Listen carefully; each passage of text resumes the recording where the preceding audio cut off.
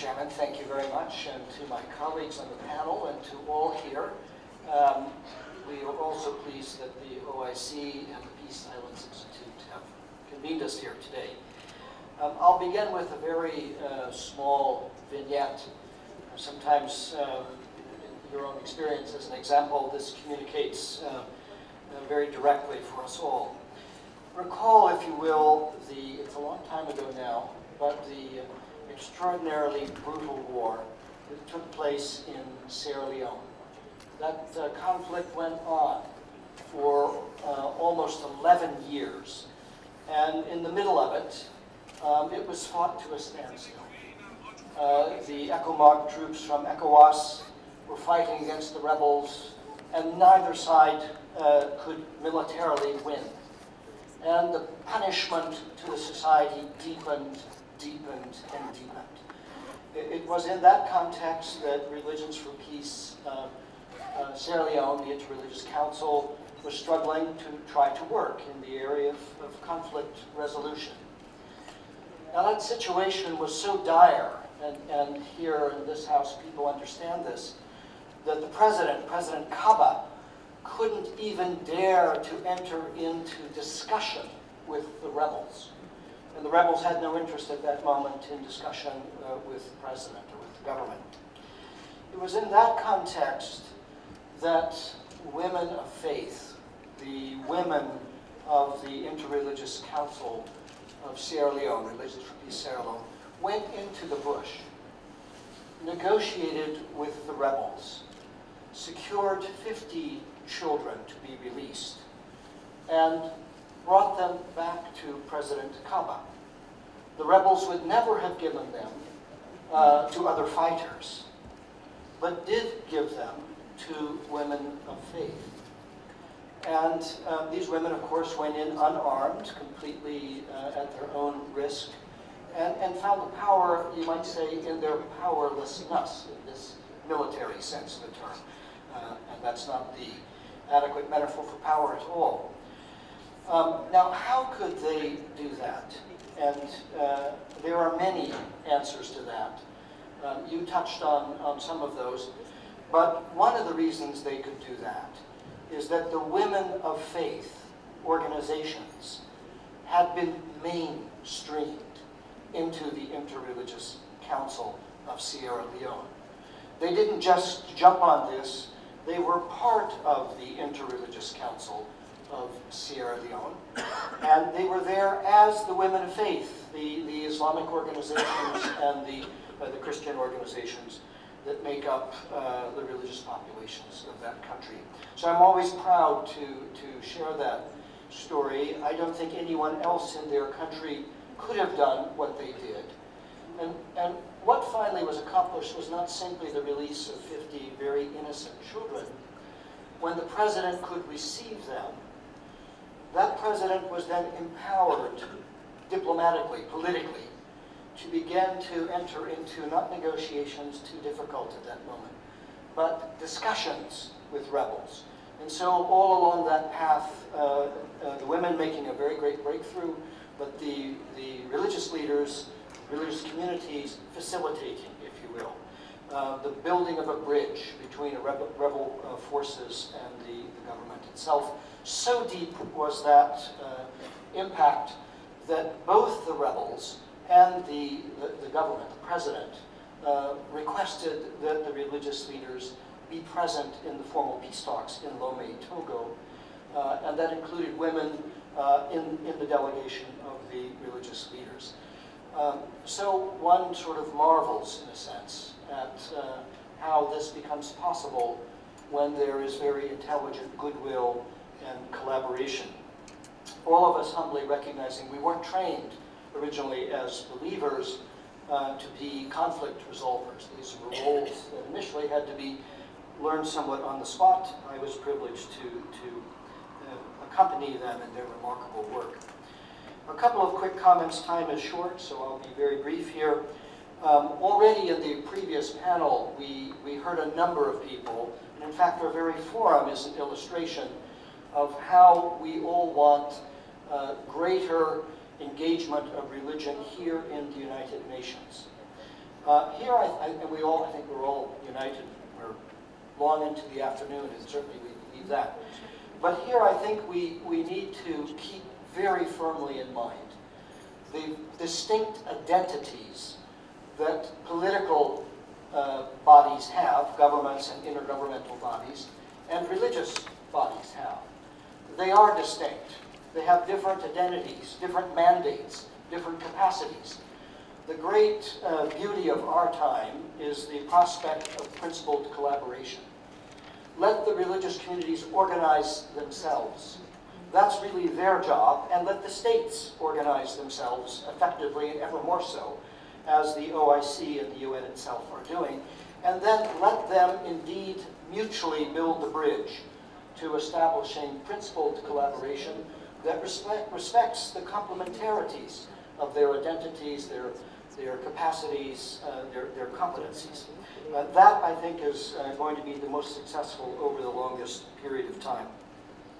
Next, an almost final comment, second to last, is let the religious communities bring forth what is really distinctive on the religious side.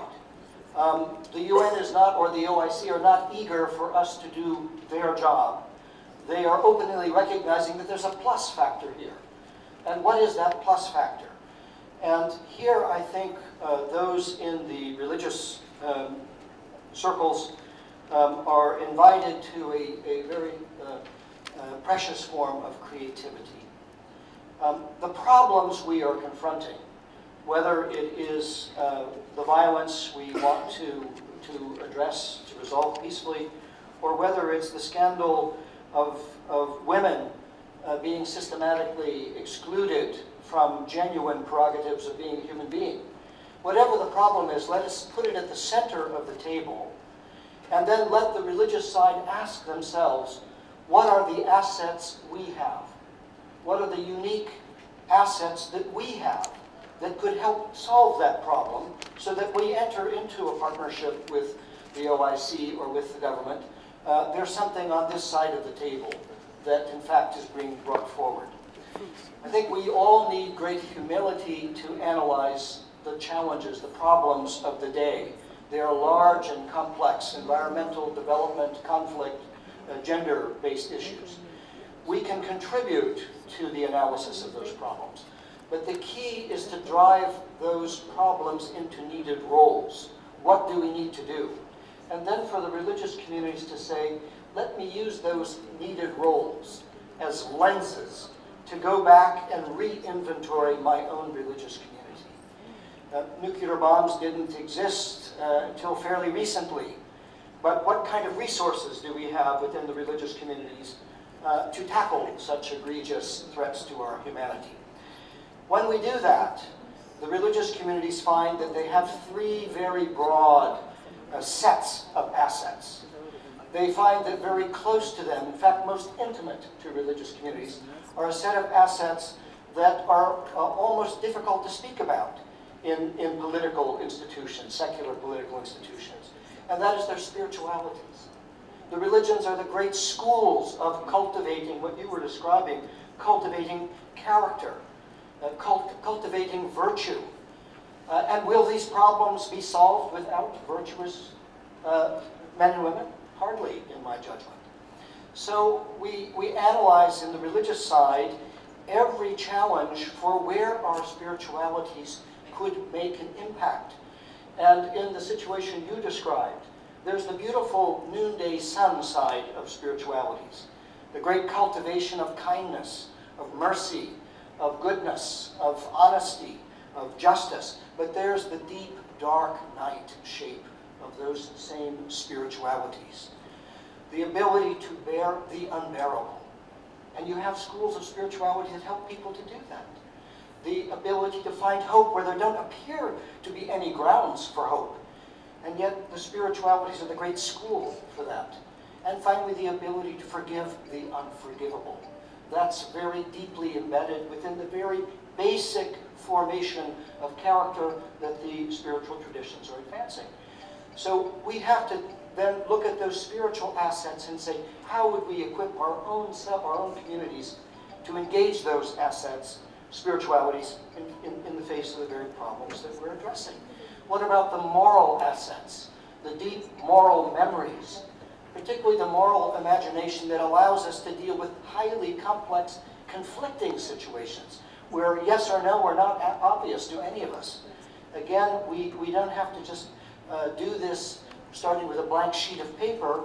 We have millennia of heritage, of moral imagination that can assist us and equip us to more sensitively manage what to do in situations of very deep human tragedy and even situations of great evil. And then we have our social assets. It was mentioned in the first table that we are the biggest collective building that the human family has engaged in across time. So paralleling, respectfully, the nation's capitals are the world's religions' centers of origin. And paralleling the infrastructure that states build, and properly so, there is the panoply of infrastructure that the religious communities have. But that's important because those mosques, churches, temples are filled with men and women and children who are striving to be moral people and to be cultivated in spirituality. So all of those become enormous assets for us to begin to try to engage with the common problems that confront us here in this building. I will only add one small point before I come back to the question of women, and that is the extraordinary power of cooperation. If the religious communities have these assets for our common problems, these assets are amplified almost immeasurably when there's a willingness to cooperate. When we will desist from the perverse misuse of our religious identities in terms of asserting personal superiority over the other. We can hold our faiths dear, but there should be a lens for us to see one another and see the mercy that the other bears. When we can align ourselves with our differences and our complementarities around common problems, the ease of efficiency when we're in the field, whether we're in Sierra Leone, we didn't do Islamic trainings or Christian trainings, they trained together, and it was the most efficient thing to do in the world.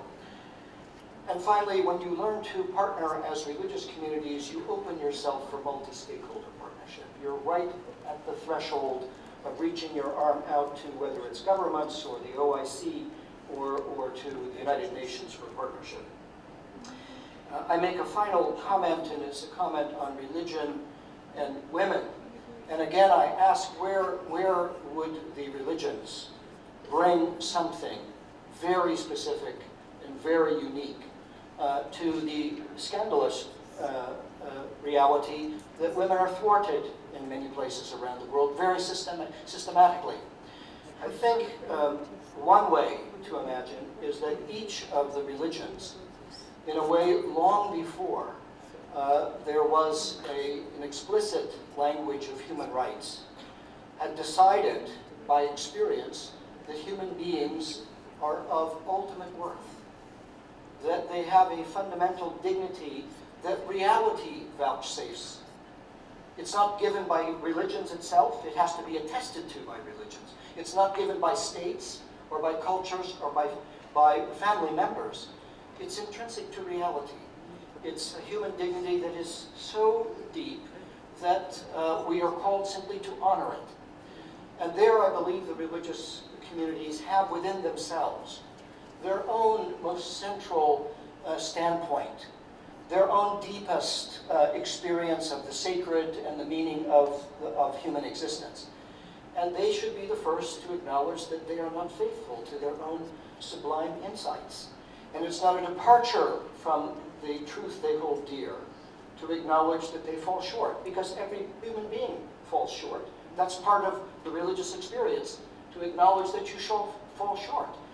So the cry back to the religious communities is that we use our own deepest experiences of the sacred grounding of human dignity as the lens to examine ourselves for any ways we fall short of our own religion's understandings of that sacred grounding of human dignity. Women will help us all this, but the fast track, in my experience, is that women are thoroughly mainstreamed within multi-religious work, and of course within their own respective religious communities.